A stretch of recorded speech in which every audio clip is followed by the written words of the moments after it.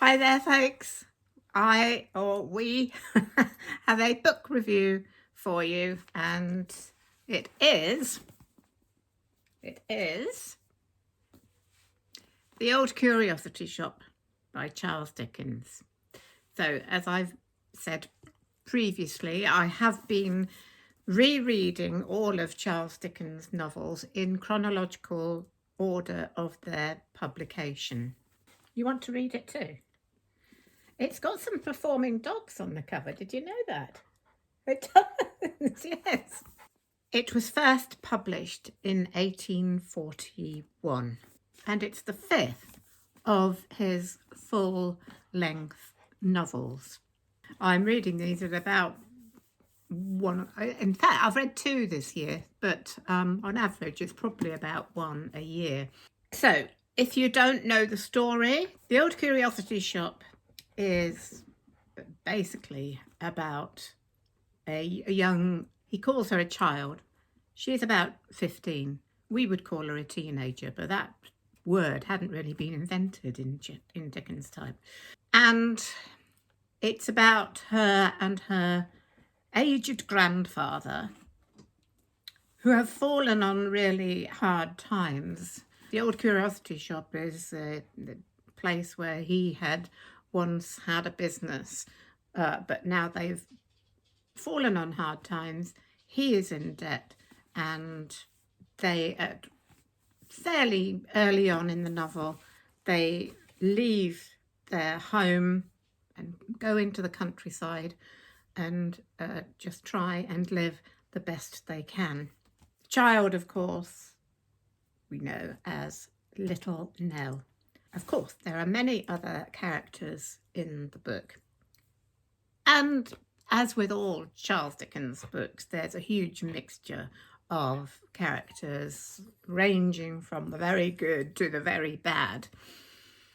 I think in this particular book, more than any others, there's a huge amount of contrast. We have the contrasts of those characters, the very, very good, honest, innocent character of Little Nell, and also her friend Kit, who is also an important character in the book.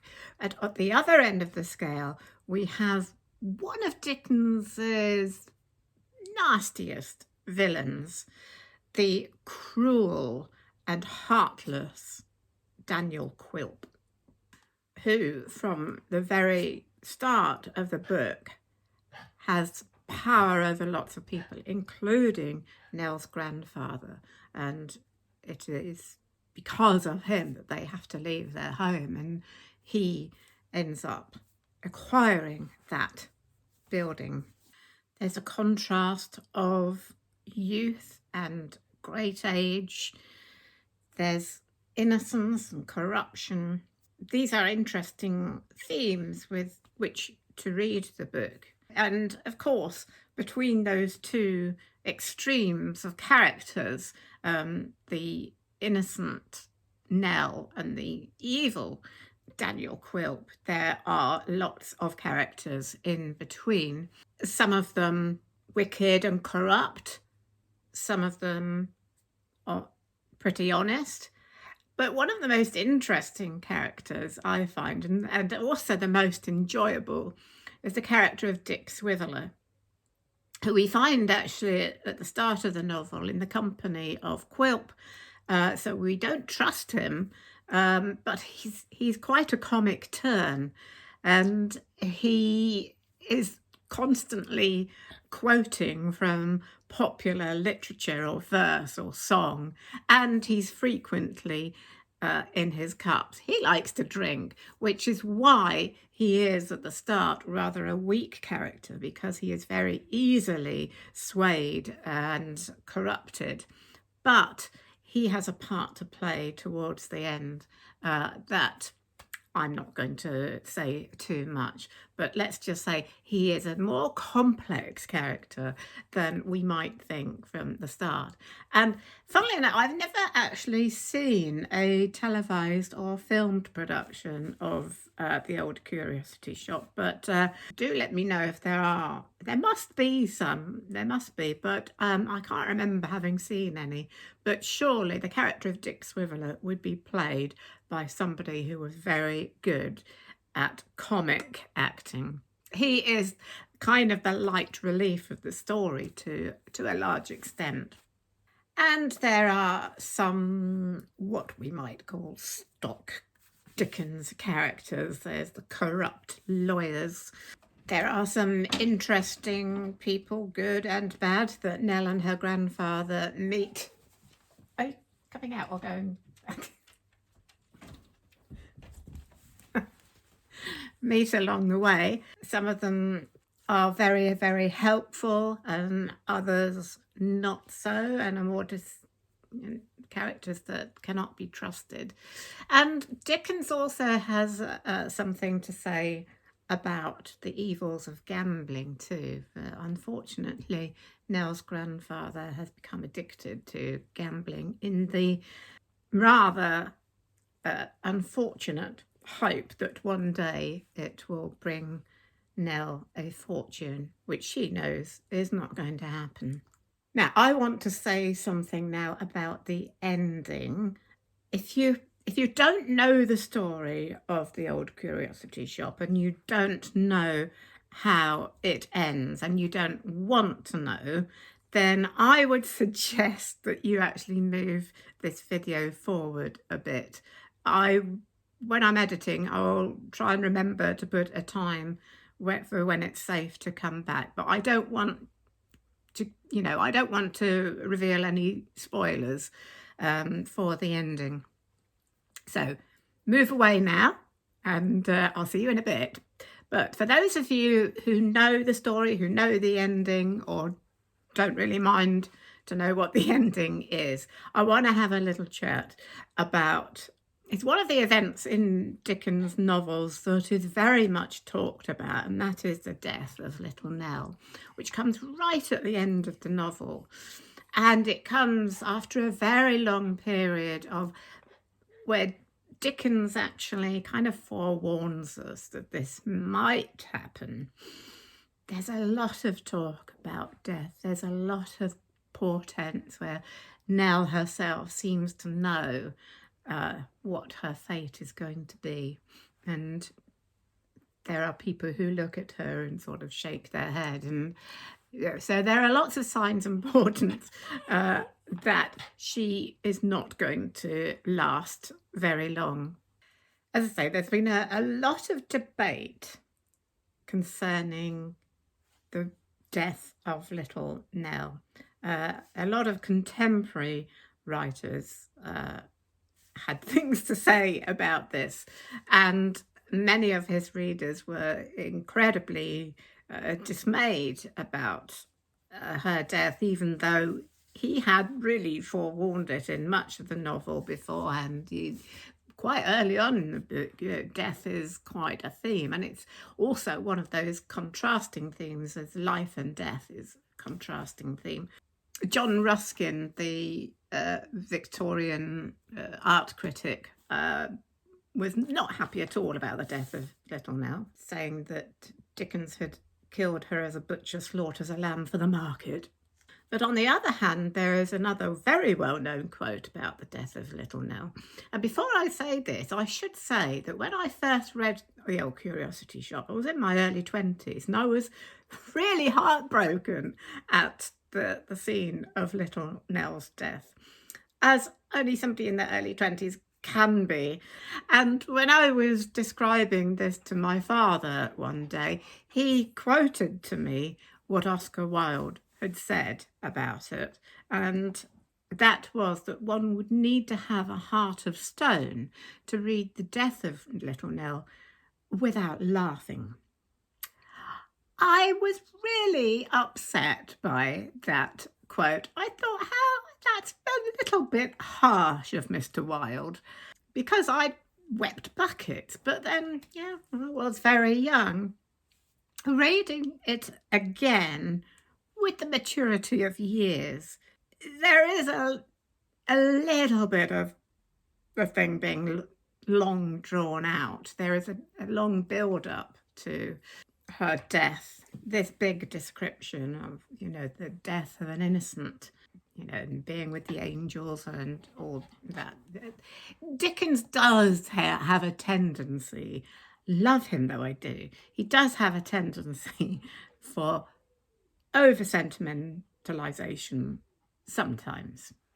Interesting, another person who spoke disparagingly of Little Nell was Aldous Huxley, who said that her story was a prime example of vulgarity in literature. Again, a little bit harsh, I think. For me, I think reading it again, there is something a little bit too good and innocent about Nell. She is really too good to be true in many ways. But he puts her through such hardship that you cannot help but feel sorry for her, of course. So I disagree with Oscar Wilde. I still think, even though there is some sentimentality, and I think that she is a little bit too good to be true, I still think that the you stop doing that. I still think that the death of Little Nell is very, very sad. And of course, it's heartbreaking for her grandfather, who finds it difficult to come to terms with. And he, of course, inevitably dies too. And I think also just before writing, or maybe during writing this book, Dickens had lost somebody that he was very fond of. It was actually his sister-in-law, Mary Hogarth, the sister of his wife, who was about 17 years old, and he was extremely fond of his sister-in-law. Some say they might have been a little bit too close, but that's all a matter of opinion, and we cannot know what went on there. It might have been completely innocent, but he was very, very deeply affected by her death. And I think, that he kind of expressed that grief in his writing of the death of Little Nell. So I finished talking about the end of the story now. Did I enjoy it on second reading? Well, I think looking at it, with more of a maturity than my first reading, I think I definitely got more out of it. I think when I was quite young, I used to read Dickens probably sometimes with a little bit of impatience, because he can, go on a bit. I do love him though. I love his characters. I love the way he structures his novels. I'm sorry. I do tend to do these videos just before her dinner time. And so she is basically on at me. As soon as this is finished, I'm going to feed her, don't worry. But about an hour before her dinner time, she will start telling me. Anyway, to continue, I enjoyed that the juxtaposition between those really good and honest characters and really nasty evil characters. And there is in this book, I find, for me, a kind of symmetry between those two extremes. They kind of balance each other out to a certain extent. So I did enjoy this, actually. I think much more than I remembered having read it before, and much more than I thought I would. Again, doesn't always, as one of his earlier books, doesn't always have the more sort of complexity or fully drawn characters of his later novels, perhaps. But they are still very, very Dickensian in spirit and enjoyable to read, even the nasty characters, knowing that at some point they will have their comeuppance. And, we know it's can be tough going at times. But if you haven't read any Dickens, I probably wouldn't suggest it as a first one to get into, but certainly if you like Dickens, I would recommend it as one to read. It's very interesting novel, I think. It follows the adventures of Nell and her grandfather and their journeys, but also we also have the characters and the story and the plot back in London, which also, of course, affects, unbeknownst to them, the fate of Nell and her grandfather.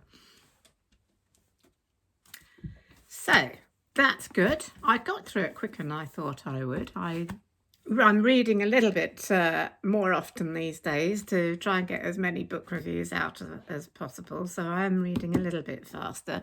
The next novel that I'll be reading from Dickens, which is the next one chronologically, will be Martin Chuzzlewit, which is quite a lengthy book, so that might take me a bit longer, but I don't know yet when I'll be reading that.